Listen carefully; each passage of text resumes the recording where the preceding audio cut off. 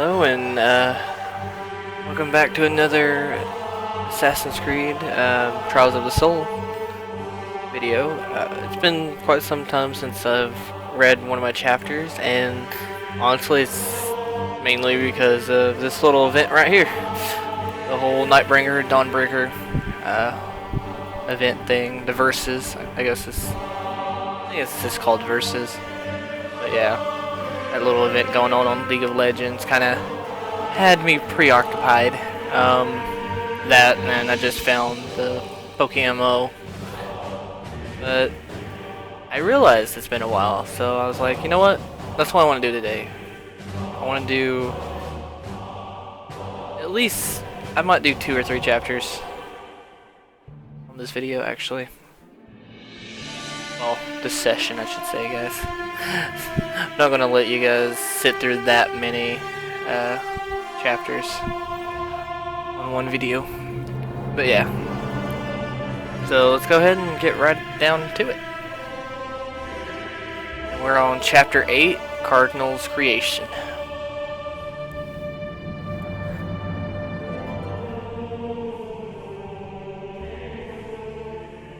Let's get that down a little bit.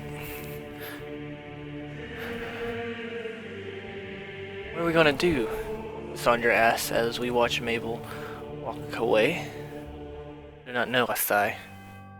You cannot get us out? I am afraid no. These cuffs are strong. Not only that, but they have taken our weapons and armor. We have no defense. So we are just supposed to give up? I do not know any way out. This is only a matter of moments until it will not matter anymore. We have to at least try, don't we? Look around us. We are surrounded by concrete walls and iron bars. We are bounded by iron shackles, and we have no idea where we are. I shout frustratingly, then calm back down. Besides, Fortigues will be here soon, no doubt, accompanied by numerous guards. Cassandra walks into a corner. Oh, I messed that up.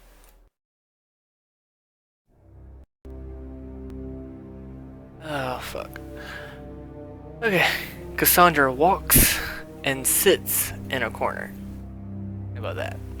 Leaning her head on the wall in misery, I sigh and walk to the cell door, banging my head against it once and then just rested it there. I felt useless.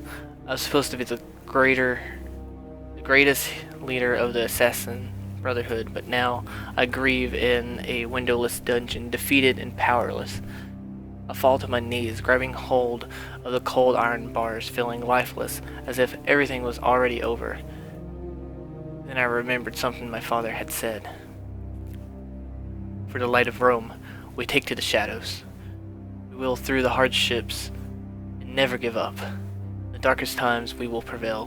We defend the defenseless, home the homeless, and skill the unskilled. We do this not because of pride or because we have to. Is in our blood to protect, is in our culture. We will never be beaten because we hold the true power, the power of compassion, understanding, and mercy. We stand for justice, we stand for the future. We are not just men and women. God has no prejudice.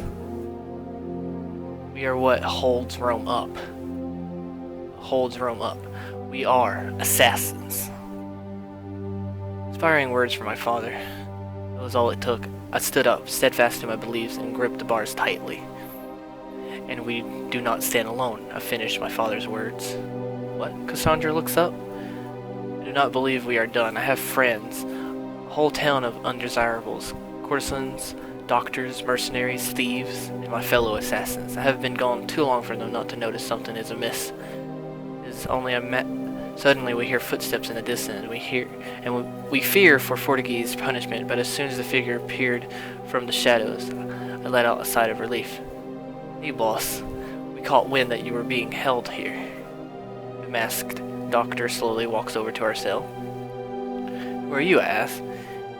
Name's Depachi Machiavelli, he says as he begins to unlock our door. Where are we? We're in the dungeons under Castle St. Angelo. We found that out from a guard that had brought you in, he laughs. Castle Cynthia Angelo? I am probably saying that so fucking wrong. Castel Sant Angelo. You mean we are in the Vatican City? Sandra questions as we both exit the door. Yes, the others are waiting for us, so let's get moving. Others? I ask. Yes. You do not think I came in here all by myself, do you? He jokes. I am no assassin, my friend. By the way, they kept your belongings in the chest over there. Have taken the liberty of opening them already. Grazie, Tapachi. Cassandra and I opened our chests and retrieved our belongings. After we geared up, Tapachi quietly led us out of the dungeon, past several unconscious guards. Passing several unconscious guards. How did you kill them? I asked, noticing he did not hold any weapons. These, he pulls out several needles. Poison-tipped needles, although the doses would not have killed them. He laughs. We arrive at a large door that was cracked open. Tapachi went first to see if anyone was around, then motioned us to follow. We carefully approached the large gate of the castle. Wait, Tapachi stops us. Before I had time to ask, a huge explosion occurred somewhere on the other side of the castle. Then I see several allies on the other side of the gate. They place several barrels of explosive in the gate and ignite them, sending a rain of sparks in the air as well as warping the iron bars. We rushed out through the opening and mounted the horses that they had prepared for us. Our horses galloped in a fast pace through the streets of Vatican City, where guards began to flood the streets. Up ahead, I see gunmen cocking their rifles. On the ground, several heavy armored soldiers stood, waiting on our encounter with them. More soldiers lined the bridge out of the Vatican City. Hey, I shout up ahead, let me lead, and you all take a different route, and circle back around. I would take care of the guards, but Cassandra begins. Do it now, no time to think. Raziel, you can't. Tapachi tries to speak. I said now. With that, the others fall behind and take an alleyway away from the guards. I look straight forward at my obstacles. It's time I teach Fortigi why he should fear me. I scowl, closing my left eye and widening my right, activating my God's eye. Time begins to slow down. I can see each and every guard in great detail. From the links in his chainmail to the beating sweat running down his face. My eye caught every motion. Each centimeter calculated in my brain, each second planned. Then everything went into a blur. I launched off the horse, grabbed hold of a swinging lantern, jumped onto the ledge of a balcony, kicked off it, and continued to zip line from a clothesline before hitting the wall. I maneuvered over it and landed legs first on the gunman. Gripped him hard with my legs and proceeded to toss him at another while breaking his neck painfully. The other guard fell off the roof and into a scaffold which collapsed on top of him. A handspring back to my feet and continued toward an archer. He attempted to shoot me, but I easily dodged it, but did not let it pass me. I grabbed it and ran into the archer, jabbing him in the eye with his own arrow.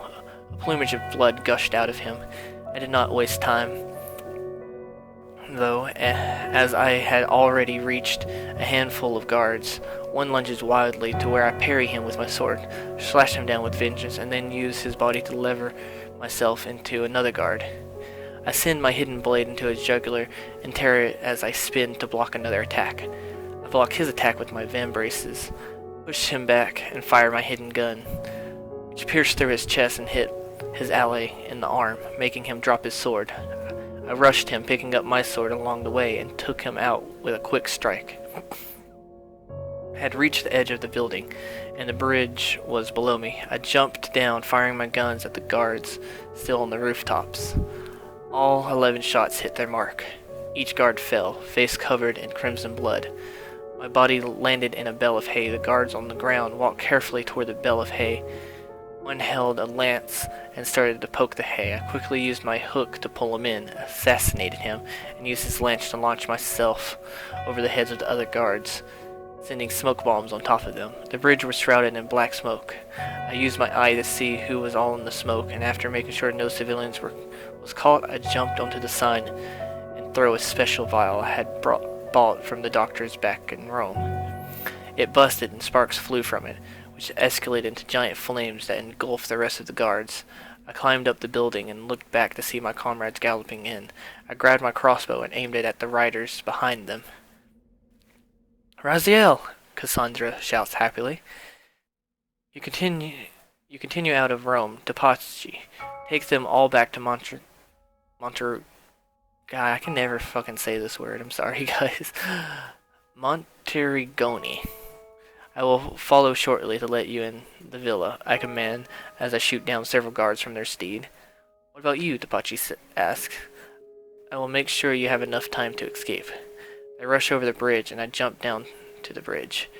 I collapse momentarily due to exhaustion, but manage to rear back up. Okay, Vatican City, prepare for an inconvenience. I take out a few experimental explosives I had made from one of Leonardo da Vinci's codexes, and place two at each end of the bridge, and one in the center. I lit the fuse and began to run, but before I could cross the bridge, my legs gave in. The bridge explodes and I fall into the river below. Unconscious, I float onward until I am fished out and dragged into a particular building draped with banners and filled with aroma of alcohol and sex. I try to open my eyes, but I'm too exhausted, and instead fall into a peaceful slumber.